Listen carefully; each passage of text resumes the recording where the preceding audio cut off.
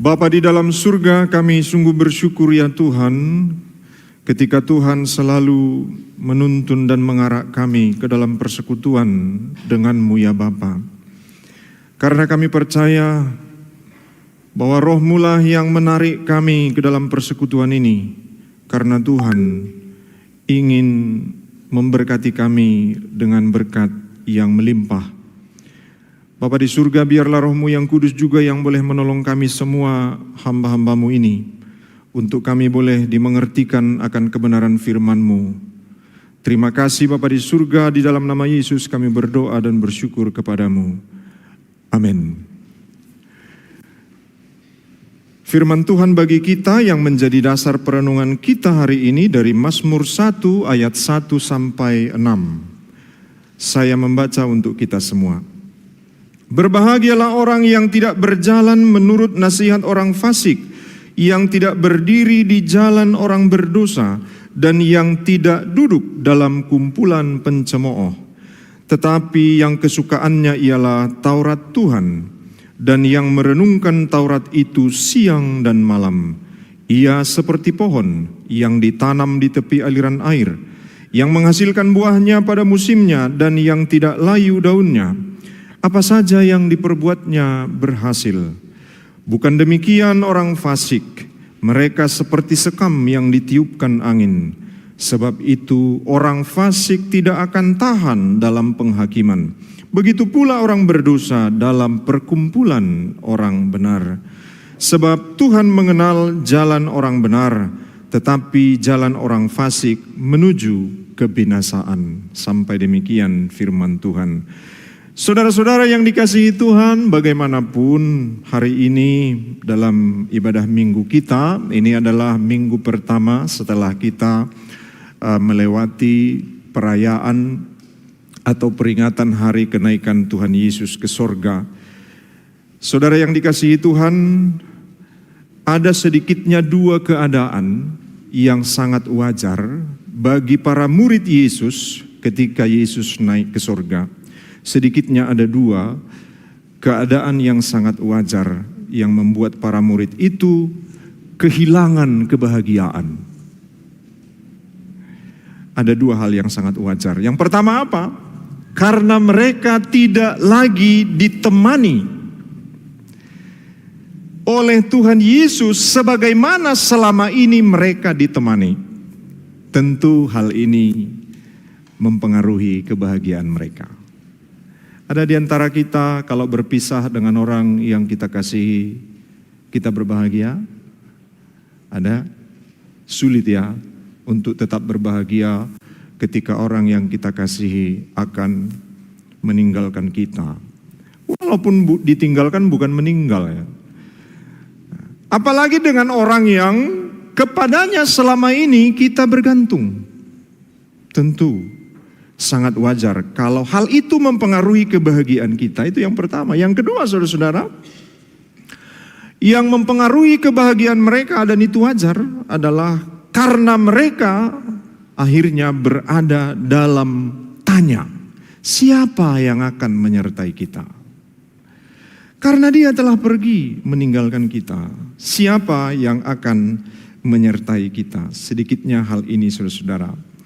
Dan bagaimana posisi para murid saat itu, atau bagaimana posisi orang-orang percaya sepeninggal Tuhan Yesus naik ke surga, sebelum Yesus ditangkap pun sebenarnya lewat doanya yang dituliskan oleh Yohanes, itu sudah memberi pemahaman kepada kita sehingga kita bisa mengetahui situasi murid-murid yang ditinggal ini bagaimana. Yang mana itu sangat wajar kalau mempengaruhi kebahagiaan mereka. Dalam doanya saya kutip dari Yohanes 17 ayat 15, Yesus berdoa kepada Bapa di surga karena dia tahu dia akan pergi meninggalkan murid-murid itu.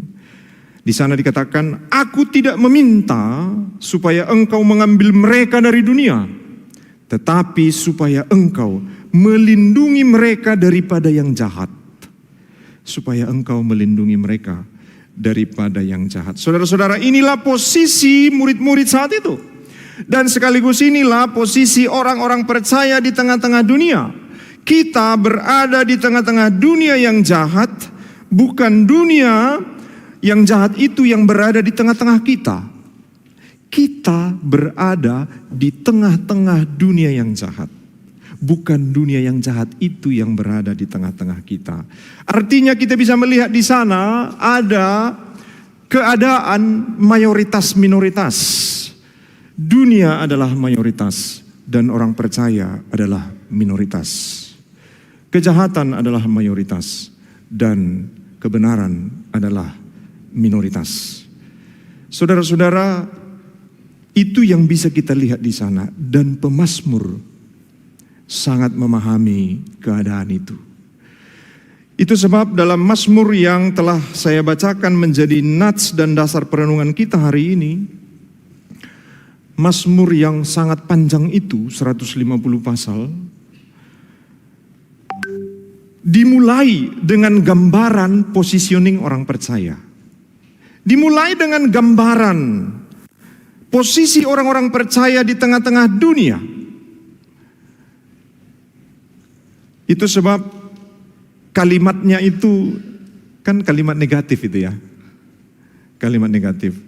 Karena tadi dikatakan berbahagialah orang yang tidak berjalan menurut nasihat orang fasik ya. Kenapa kalimatnya begitu ya? Kenapa kok yang paling menarik bagi pemazmur ini seolah-olah adalah jalan atau nasihat orang fasik? Kenapa pemazmur tidak mengatakan berbahagialah orang yang berjalan dalam kebenaran? Kenapa dia harus memulai dengan memperkenalkan orang fasik, orang berdosa, dan kumpulan pencemooh? Ini yang saya katakan tadi. Di sini dijelaskan relasi mayoritas minoritas. Bahwa dunia ini adalah mayoritas dan orang percaya adalah minoritas. Saudara-saudara, dikatakan tadi berbahagialah orang-orang yang tidak berjalan menurut nasihat orang fasik, yang tidak berdiri di jalan orang berdosa, dan yang tidak duduk dalam kumpulan pencemooh. Bagian ini saudara-saudara menyatakan kepada kita bahwa orang-orang percaya yang tinggal di dunia ini, mereka sungguh menghadapi atau dikelilingi oleh nasihat orang fasik, dikelilingi oleh orang berdosa, dan dikelilingi oleh pencemooh. Dan ini akan sangat mempunyai kekuatan atau potensi yang besar untuk merenggut kebahagiaan orang-orang percaya. Ini sangat potensial sekali untuk merenggut kebahagiaan orang-orang percaya. Tetapi kenyataannya saudara, dari pihak Tuhan Yesus, dari pihak Yesus, seperti yang saya katakan di Yohanes 17 ayat 15 tadi, Yesus tidak meminta supaya Bapa mengambil kita dari situasi yang minoritas ini. Artinya Yesus membiarkan kita ada di sini, di dunia ini. Tetapi permintaan Yesus supaya Engkau Bapa melindungi mereka daripada yang jahat. Supaya Engkau melindungi mereka dari yang jahat. Apakah dunia ini sebenarnya saudara? Dalam kosakata bahasa Indonesia kita, ada dua kata yang kadang-kadang kita sulit membedakannya. Apa itu? Kalau saya bertanya kepada saudara, kita tinggal di mana? Jawabannya di bumi atau di dunia? Kita tinggal di mana? Jawabannya di bumi atau di dunia, saudara? Ada yang menjawab di dunia, ada yang menjawab di bumi ya. Dalam Alkitab saudara, ini tidak simpang siur, ini jelas. Dalam perjanjian baru, kalau bumi itu pakai kata geos, dan kalau dunia itu pakai kata kosmo. Kosmo yang biasa juga menjadi istilah kosmos. Apakah beda geos dengan kosmo? Apa beda bumi dan dunia? Bumi tidak punya kekuatan apa-apa untuk mempengaruhi kita. Karena bumi hanyalah keberadaan material, hanyalah tempat fisik. Tetapi yang dimaksud dengan dunia dalam doa Tuhan Yesus yang menggunakan kata kosmo, itu adalah suatu nilai atau tatanan. Tatanan. Ya. Itu sebab adik-adikku, saudara-saudara yang perempuan, hari ini datang kemari pakai kosmetik kah? Pakai kosmetik. Sebenarnya itu adalah kosmotik. Kosmo, suatu tatanan. Itu sebab kosmetik yang sesungguhnya ya, bukan yang sekarang. Kalau yang sekarang sudah bebas orang mengartikan kosmetik. Itu sebenarnya kosmetik yang sesungguhnya adalah ketika fungsinya adalah menata, bukan menghapus lalu menggambar ulang. Jadi sebenarnya menata, karena kosmo itu adalah menata atau tatanan. Tapi sekarang dihapus dan digambar ulang pun sudah masuk kategori ditata ya. Sudah masuk kategori begitu, nggak masalah, nggak masalah. Saudara-saudara yang dikasihi oleh Tuhan, dunia ini yaitu kosmo, yaitu nilai. Nilai-nilai di dunia ini sangat mempengaruhi kebahagiaan kita. Nilai-nilai dunia ini ketika kita mengikut Tuhan, itu sangat mengganggu kita. Karena apa? Satu, dari diri kita sendiri masih ada seperti hati Hawa, melihat begitu menarik. Karena memang nilai-nilai dunia ini memang punya daya tarik, saudara-saudara. Dan kita berada di tengah-tengahnya sebagai orang percaya yang harus mengikut nilai surgawi. Saudara-saudara yang dikasihi Tuhan, kita akan mengalami perjuangan kebahagiaan. Kenapa? Karena akan selalu ada konfrontasi dan pertentangan dalam diri kita selagi kita masih tinggal di dunia ini. Pertentangan dalam diri kita sendiri karena itu menarik bagi kita. Lalu pertentangan yang memang datang dari dunia ini secara langsung menyerang kita. Yaitu ketika dunia ini dengan nilainya membenci kita. Ketika dunia ini dengan standarnya tidak menyukai kita. Tidak menyukai kita, saudara.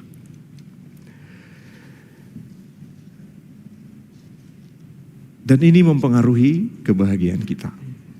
Mazmur dibuka dengan kata berbahagialah. Mazmur dibuka dengan kata berbahagialah. Dalam bahasa Yunani, makarios. Dalam bahasa Ibrani, esher. Ya. Makarios dan esher yang diterjemahkan dengan berbahagialah. Saudara-saudara, kalau ada orang bertanya kepada kita, bahagianya kau, katanya. Itu alamat apa itu? Bahagianya kau. Nah, kalau kekasih kita bertanya kepada kita, bahagianya kau dek? Bersama dengan aku? Bahagianya abang bersama dengan aku? Orang tua kita, bahagianya engkau nak punya orang tua seperti aku? Atau anak berkata kepada bapaknya, bapak bahagia enggak punya anak seperti aku? Kalau udah mulai ada pertanyaan seperti itu kemungkinan karena tidak ada tanda yang jelas bahwa kita sedang bahagia. Kan begitu ya? Karena tidak ada tanda yang jelas terlihat. Sementara saudara-saudara ketika pemazmur memulainya dengan kata berbahagialah, kata ini adalah satu kata yang strong, satu kata yang kuat, satu kata yang jelas. Jelas kelihatan, jelas tandanya. Kalau saudara-saudari melihat kiri kanan, ada enggak tanda yang jelas bahwa dia bahagia? Adakah? Ada Pak Pendeta. Apa? Ketika saya lihat dia tersenyum, bisa juga ya. Pemazmur mengatakan berbahagialah, artinya mengarahkan kita. Ini loh yang disebut dengan orang benar, yang disebut dengan orang yang percaya kepada Tuhan. Mereka mempunyai tanda yang jelas bahwa mereka bahagia. Jadi kalau saudara bertanya kepada orang yang saudara kasihi, entah itu kekasih, pasangan, atau orang tua, atau anak, bahagianya kau? Bahagianya aku, katanya. Tapi wajahnya sendu, itu kan kurang meyakinkan itu kan. Bahagianya aku. Walaupun banyak penderitaan, bahagianya aku, katanya kan begitu kan. Nah, ini kebahagiaan yang perlu dikoreksi lagi ini ya. Kebahagiaan yang perlu diperiksa lagi ini. Artinya saya mau mengatakan kepada kita, standar bahagia menurut firman Tuhan itu jelas. Kalau dikatakan berbahagialah orang yang percaya kepada Tuhan, itu tandanya jelas. Enggak samar-samar. Atau tidak harus disampaikan dulu baru ketahuan. Tanpa dikasih tahu pun itu sudah bisa kelihatan. Apakah kita sudah memiliki itu hari ini? Apakah kita sudah memilikinya sebagai orang-orang yang percaya kepada Tuhan? Saudara-saudara yang dikasihi oleh Tuhan, bagaimana memperjelas kebahagiaan? Menurut firman Tuhan yang saya bacakan tadi, mereka adalah orang-orang yang kesukaannya ialah Taurat Tuhan dan yang merenungkan Taurat itu siang dan malam. Ia seperti pohon yang ditanam di tepi aliran air, yang menghasilkan buahnya pada musimnya dan yang tidak layu daunnya. Apa saja yang diperbuatnya berhasil. Orang-orang yang berbahagia adalah kesukaannya Taurat Tuhan, merenungkan Taurat itu siang dan malam, dan dia seperti pohon yang ditanam di tepi aliran air. Dia berbuah pada musimnya, tidak layu daunnya, dan apa saja yang diperbuatnya berhasil. Apakah tanda-tanda ini sudah ada pada kita? Sudah? Belum berhasil Pak Pendeta, belum. Ya. Apakah daunnya sedang segar sekarang? Ada yang bilang masih segar, ada yang bilang sudah mulai layu ya. Nah, tetapi saya tidak mau menjebak saudara kepada pemahaman yang tidak semestinya. Karena apa? Saudara, apakah masih ingat epistel kita tadi, Matius 13? Di sana dikatakan bahwa ada orang-orang sekalipun mereka melihat, mereka tidak mengerti. Sekalipun mereka mendengar, mereka tidak mengerti. Bukan tidak mungkin hal ini pun terjadi kepada kita.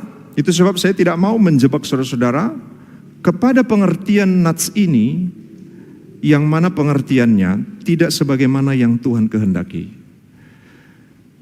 Dalam epistel kita tadi, kenapa Yesus memberikan perumpamaan-perumpamaan? Bukankah orang akhirnya tidak mengerti?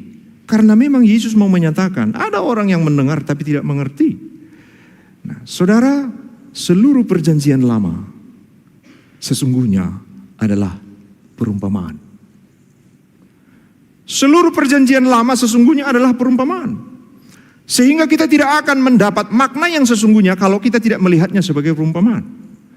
Kalau kita melihatnya sebagai pesan langsung yang harus kita kerjakan, maka kita sungguh pertama, pesan firman itu pun kita tidak mengerti dan tidak kita dapatkan. Yang kedua, apalagi pesan panjangnya atau pesan yang sebenarnya Tuhan ingin sampaikan. Ya, jadi saudara-saudara harus kita ingat ya, seluruh perjanjian lama sesungguhnya adalah perumpamaan. Itu sebab kita harus melihatnya supaya mengenalnya, supaya mengerti dengan baik apa maksudnya. Saudara-saudara yang dikasihi oleh Tuhan, kalau kita melihatnya bukan sebagai perumpamaan, maka bagian ini sungguh tidak mungkin untuk kita alami. Sungguh tidak mungkin. Belum jauh dari Mazmur 1, saudara-saudara, kita sudah menemukan untuk sementara ya, kita menemukan untuk sementara pertentangan dengan apa yang disebut dalam Mazmur 1. Apa itu? Siapakah yang berbahagia menurut Mazmur 1? Orang benar. Iya kan? Siapakah yang berbahagia menurut Mazmur 1? Orang benar.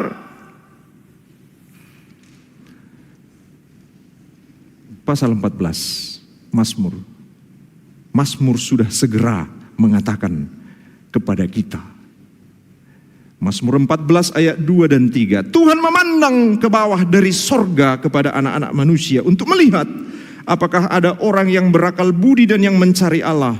Mereka semua telah menyeleweng. Semuanya telah bejat, tidak ada orang yang berbuat baik, seorang pun tidak. Tidak ada orang yang benar, saudara. Seorang pun tidak. Itu sebab jangan sampai kita melihat Mazmur 1 itu tidak seperti yang Tuhan mau. Lalu bagaimana kita bisa melihatnya supaya seperti yang Tuhan mau? Dari Mazmur kita melihat bahwa ada dua kelompok orang. Pertama adalah orang fasik dan orang berdosa. Ini satu kelompok. Lalu kelompok kedua adalah orang benar.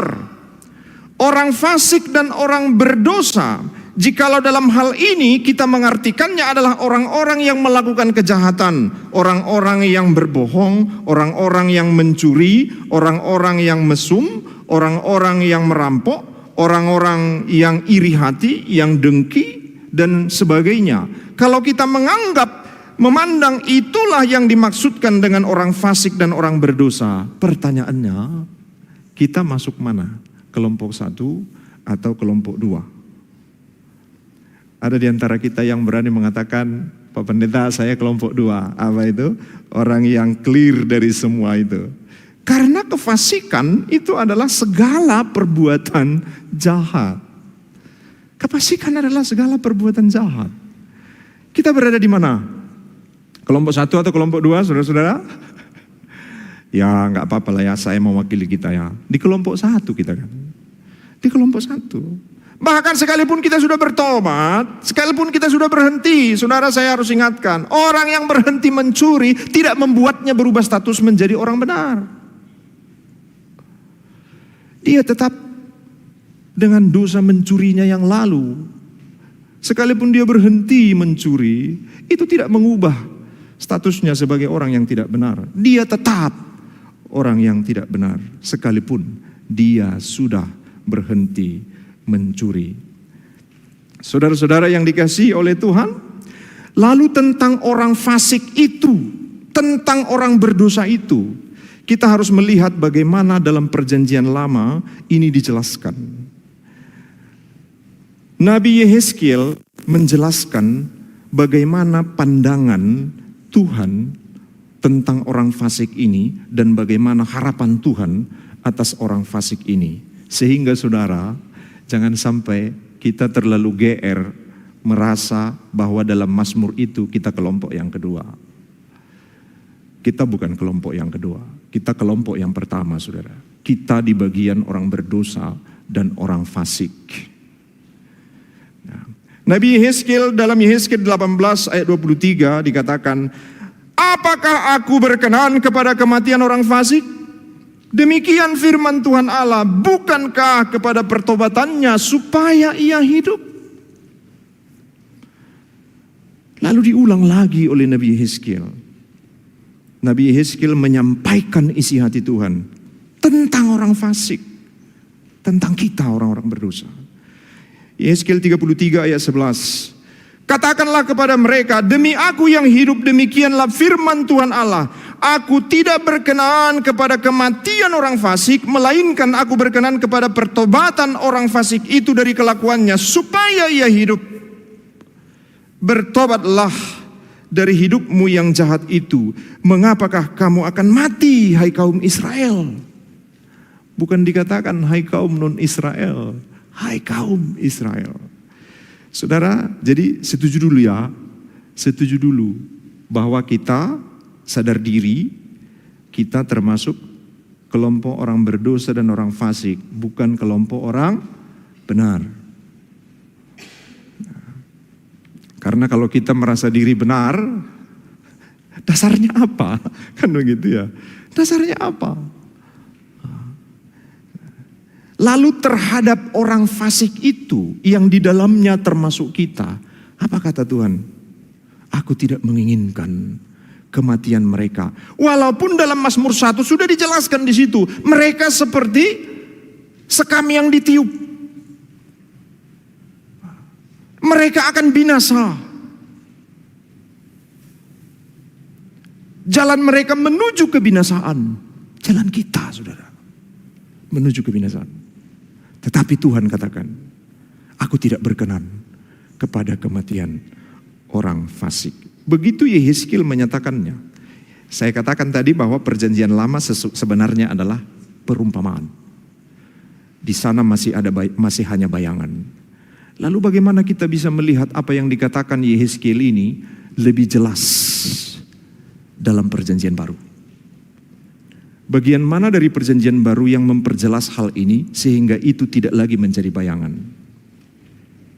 Saudara-saudara, Yohanes 3:16 kita tahu semua ya. Ini adalah penyingkapan dari apa yang dikatakan Nabi Yehezkiel. Tuhan tidak mau orang berdosa, orang fasik binasa. Tuhan mau mereka hidup. Dan hidup yang dimaksud apa yang dijelaskan oleh Yohanes. Karena begitu besar kasih Allah akan dunia ini, orang berdosa dalam versi Mazmur, orang fasik dalam versi Yohanes adalah dunia ini. Siapakah dunia ini?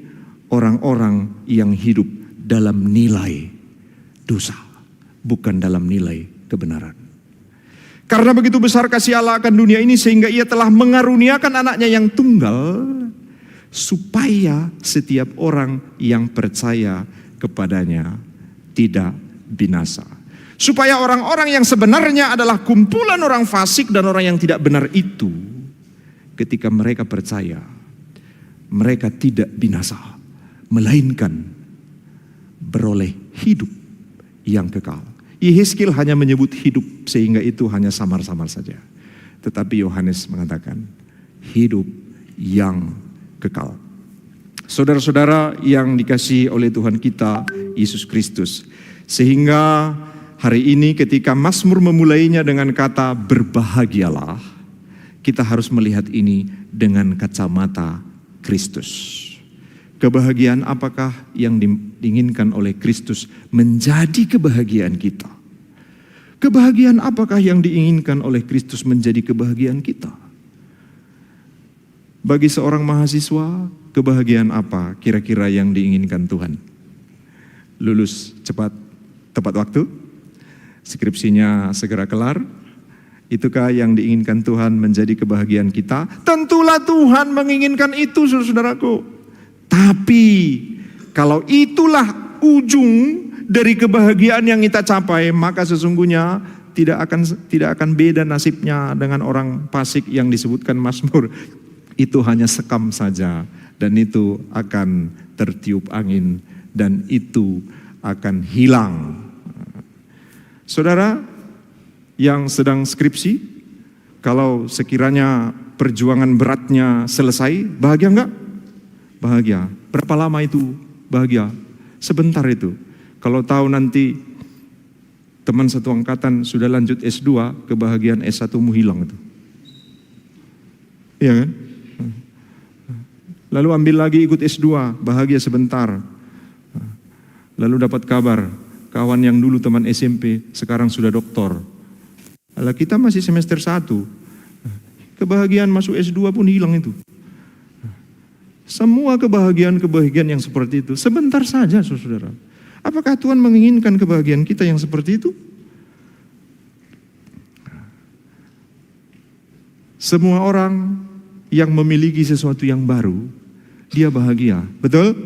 Bahagia. Apakah bahagia itu bertahan lama? Enggak, saudara. Seorang mahasiswa yang dengan perjuangan berhasil membeli sepeda motor baru, bahagia dia. Tapi begitu keluar model baru, hilang bahagianya. Apalagi kalau jatuh pula lecet kereta itu, hilang bahagianya. Itu kebahagiaan yang sebentar. Para rasul pernah terjebak dalam kebahagiaan yang sementara. Mereka pernah. Ketika Yesus mengutus mereka untuk mengusir setan, menyembuhkan orang sakit. Lalu mereka melakukan itu dan mereka berhasil. Mereka kembali kepada Yesus. Mereka berbahagia. Mereka luar biasa bahagia hari itu. Tetapi Yesus katakan apa? Lukas 10:20. Namun demikian janganlah bersukacita karena roh-roh itu takluk kepadamu, tetapi bersukacitalah karena namamu ada terdaftar di sorga. Saudara-saudara bisa bayangkan enggak ya? Kita sukses menjalankan tugas. Lalu kita kasih laporan. Lalu Yesus bilang, enggak usah bahagia kau gara-gara itu, katanya. Itu rasanya gimana itu? Yesus mau kebahagiaan kita bukan kebahagiaan seperti itu. Tetapi kebahagiaan kita adalah kebahagiaan yang ketika penghakiman yang disinggung Mazmur 1 ayat 5 tadi.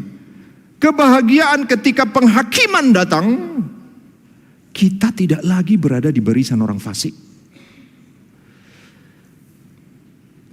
Ketika penentuan kebinasaan kekal dan kehidupan kekal yang disinggung pemazmur dalam ayat 6, ketika itu tiba, kita tidak sebarisan dan sekumpulan dengan orang fasik. Ini yang diinginkan Tuhan menjadi kebahagiaan kita, yaitu ketika nama kita terdaftar di surga. Kan hari Kamis kemarin kan kenaikan Yesus ke surga ya. Saya di gereja bersama majelis-majelis saya katakan, nampaknya memang perayaan-perayaan kita ini perlu diperbaiki memang. Kenapa diperbaiki? Waktu Yesus lahir, kita meriahnya minta ampun. Sampai beberapa kali perayaan ya.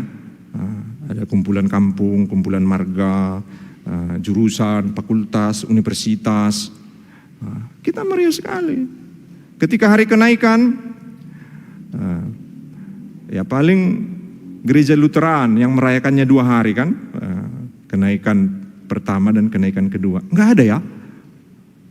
Kebangkitan itu ada ya, kebangkitan pertama, kebangkitan kedua dirayakan. Lalu kenaikan dirayakan enggak?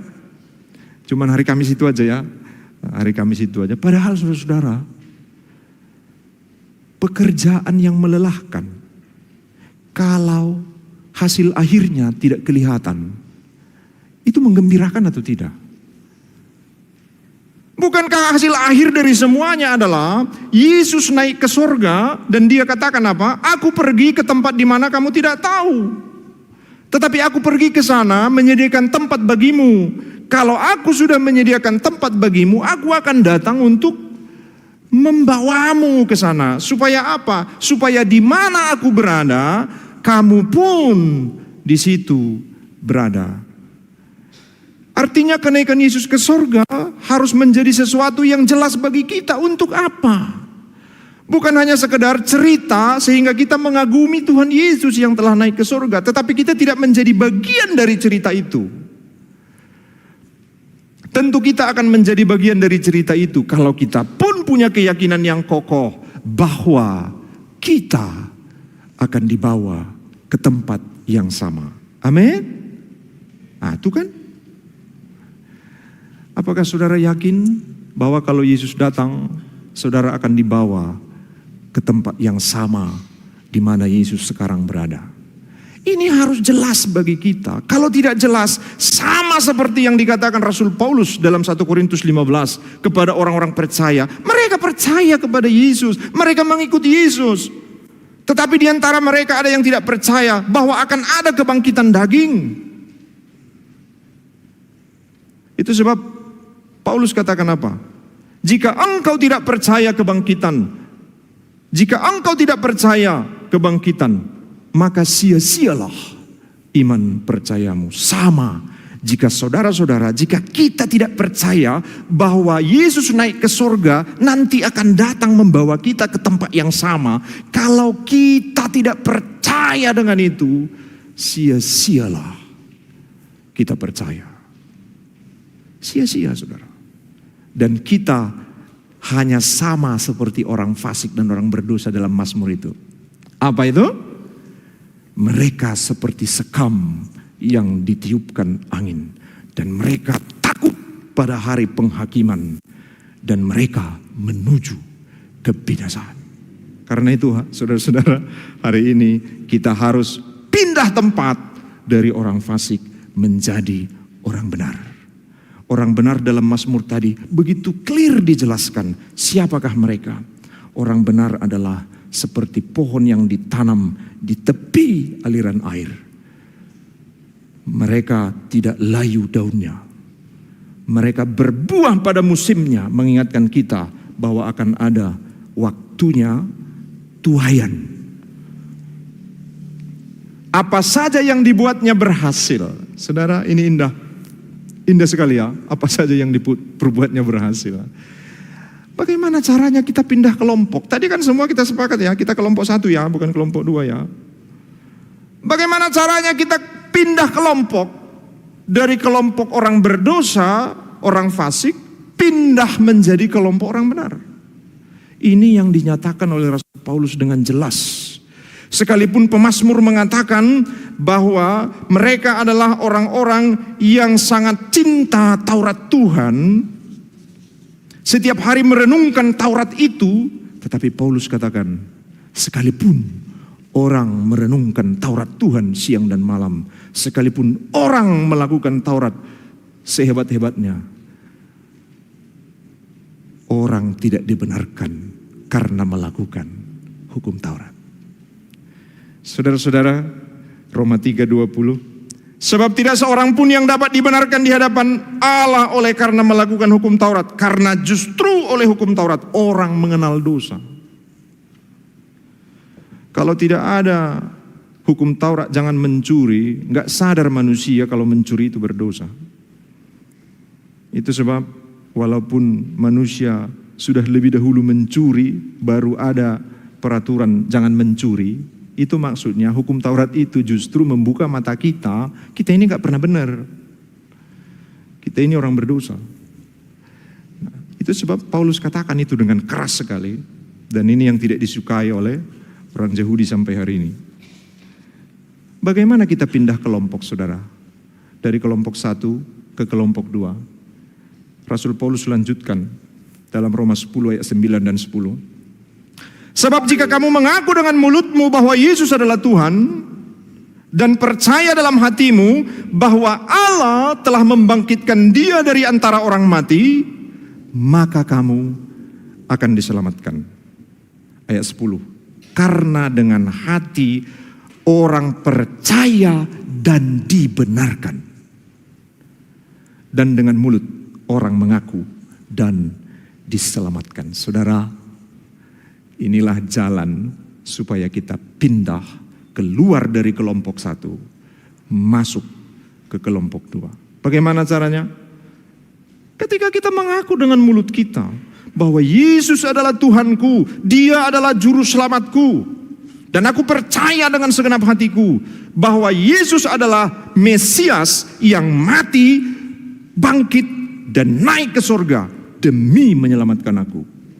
Maka Alkitab katakan, ketika engkau percaya demikian, engkau dibenarkan. Inilah jalan satu-satunya bagi kita menjadi orang benar. Dengan apa? Mengaku dengan mulut Yesus adalah Tuhan. Percaya bahwa Yesus adalah anak Allah yang mengerjakan keselamatan untukku.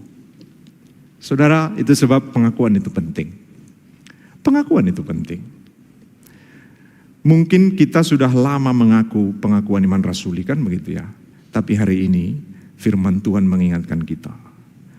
Mengaku dengan mulut Yesus adalah Tuhan, juru selamat kita.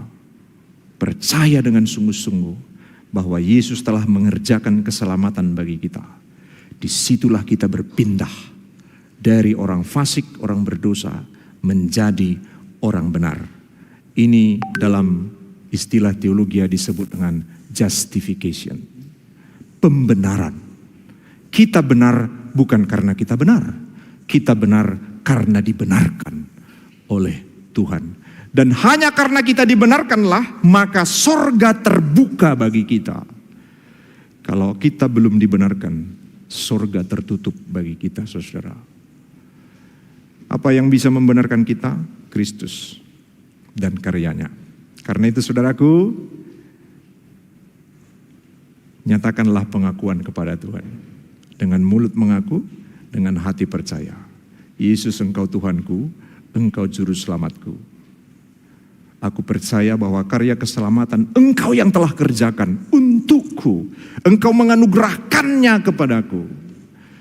Saudara, belakangan ini ada istilah, saya mau menutup bagian ini dengan cerita ini, saudara. Belakangan ini ada istilah anugerah kebablasan. Ya, seorang pendeta yang sedang terkenal saat ini, kegantengannya 10 kali lipat dari saya. Lalu dia mengatakan, apa iya orang dia percaya, aku percaya kepada Tuhan Yesus, padahal malamnya dia dugem, apa iya dia akan masuk surga? Itu anugerah yang kebablasan. Saya tidak setuju dengan istilah ini. Karena apa? Anugerah tidak ada yang kebablasan, saudara. Karena apa? Anugerah itu satu kata yang berarti bulat, 100% komplit. Keselamatan itu bulat, 100% diberikan oleh Tuhan. Bukan 99%, lalu saudara dan saya harus tambahkan 1% dengan perbuatan baik, dengan kesalehan, dan dengan yang lain. Kalau tidak bulat, itu namanya bukan anugerah. Yang disebut dengan anugerah adalah ketika seluruhnya adalah pemberian dari Tuhan. Dan itulah pembenaran kita. Seluruhnya diberikan oleh Tuhan. Lalu ada orang-orang seperti yang dikatakan dalam epistil kita tadi, mendengar, melihat tapi tidak mengerti. Termasuk ketika orang-orang Kristen sering justru merusak anugerah yang dimilikinya. Dengan apa? Ya, bukankah firman Tuhan katakan iman tanpa perbuatan adalah mati? Kan begitu ya? Berarti kalau kita tidak punya perbuatan, kita ke neraka juga. Saudara, saya mau katakan begini ya. Yakobus 2 ayat 17 katakan, demikian juga halnya dengan iman. Jika iman itu tidak disertai perbuatan, maka iman itu pada hakikatnya adalah mati. Saudara, seperti kata bumi dan dunia tadi, kata mati ini pun sulit kita mengerti. Tetapi dalam bahasa Yunani Alkitab Perjanjian Baru, ini tidak sulit dipahami. Ini mudah. Karena apa? Kalau yang dimaksud mati adalah kebinasaan, ada istilahnya khusus. Kalau mati disebut mentok, tidak bergerak, stuck, itu ada lagi istilahnya. Lalu dalam Yakobus ini kata yang dipakai yang mana? Kata yang dipakai dalam Yakobus adalah nekra. Nekra itu mirip seperti saudara punya kendaraan, lalu tiba-tiba mati. Apakah dengan kendaraan itu mati berarti kendaraan itu hangus, kendaraan itu binasa? Kan tidak. Itu sebab jangan sampai salah memahami firman ini, sehingga kita sama dengan yang dikatakan dalam epistil tadi. Kita dengar tapi nggak ngerti. Kata yang dipakai dalam Yakobus 2 ayat 17 ini adalah nekra. Jadi bukan soal neraka dan surga ini, saudara-saudara. Ini tentang kalau orang percaya kepada Tuhan Yesus, tapi dia tidak melakukan perbuatan-perbuatan baik, dia adalah orang percaya yang perjalanan imannya berhenti. Padahal harusnya orang percaya itu perjalanan imannya berjalan, bergerak terus. Semakin serupa dengan Tuhan Yesus. Itu yang disebut dengan sanctification, atau semakin hari semakin saleh, semakin hari semakin kudus hidupnya, semakin hari semakin meninggalkan dosa. Ini adalah pembenaran yang kedua. Jadi bukan soal neraka dan surga, saudara. Karena kalau soal neraka dan surga, kata yang dipakai bukan nekra, kata yang dipakai adalah thanatos. Seperti yang ada dalam Wahyu 20 ayat 14, kematian thanatos, yaitu dilemparkan ke dalam lautan api. Jadi sangat berbeda, saudara. Jadi saya mau katakan anugerah itu 100%. Itu karena Tuhan. Lalu lebih jeli lagi ada orang, walaupun tidak benar, tidak sampai kepada kebenaran. Apakah itu? Tidak. Anugerah keselamatan kita dibenarkan, tidak 100% anugerah Tuhan. Sekalipun Tuhan Yesus menawarkan keselamatan kepada kita, kalau kita tidak mau sambut, apakah kita selamat? Berarti ada juga bagian kita di situ, walaupun 1%. Saudara, lagi-lagi ini tentang Alkitab. Bacaannya kurang lengkap, saudara. Bacaannya kurang lengkap. Kenapa saya katakan kurang lengkap? Ketika ada orang Kristen merasa bahwa ketika dia meresponi keselamatan yang daripada Tuhan, meresponi pembenaran yang daripada Tuhan, dia anggap itu andilnya, itu sedikit lagi sudah sampai kepada kebenaran itu, sedikit lagi ya. Kenapa? Ya, Yohanes 6 ayat 44. Tidak ada seorang pun yang dapat datang kepadaku, kata Tuhan Yesus, jikalau ia tidak ditarik oleh Bapa yang mengutus aku, dan ia akan kubangkitkan pada akhir zaman. Saudara, apa kata firman Tuhan? Ketika kita percaya kepada Yesus, Yesus katakan, itu bukan karena kita, itu karena ditarik oleh Bapa. Itu sebab Rasul Paulus menegaskan kembali hal yang sama itu. 1 Korintus 12 ayat 3. Karena itu aku mau meyakinkan kamu. Ini Paulus katakan loh, aku mau meyakinkan kamu. Jangan ada yang ragu akan ini. Apa itu? Bahwa tidak ada seorang pun yang berkata-kata oleh Roh Kudus, oleh Roh Allah dapat berkata terkutuklah Yesus. Dan tidak ada seorang pun yang dapat mengaku Yesus adalah Tuhan selain oleh Roh Kudus. 100% keselamatan kita adalah karya Tuhan. Tidak ada 1% pun bagian kita di situ. Inilah yang menarik kita kepada sanctification. Kepada apa? Kepada hidup yang semakin hari harus mengejar kebenaran dan kebenaran. Karena apa? Kita sudah dibenarkan. Dan inilah kebahagiaan kita, orang-orang percaya. Apa? Kembali kepada Mazmur. Orang percaya kebahagiaannya adalah ketika dia terus mencintai kebenaran. Terus mencintai kebenaran. Karena dia sudah dibenarkan dan karena dia telah memiliki hidup yang kekal. Dan kalau Yesus datang, dia tidak seperti orang fasik yang takut kepada penghakiman. Tetapi dia akan menjadi orang yang berbahagia. Ketika Yesus datang menghakimi dunia, dia berbahagia. Karena dia, di mana Yesus berada, disitulah dia berada. Berbahagialah saudara, karena nama kita tercatat di surga. Amin. Mari kita berdoa.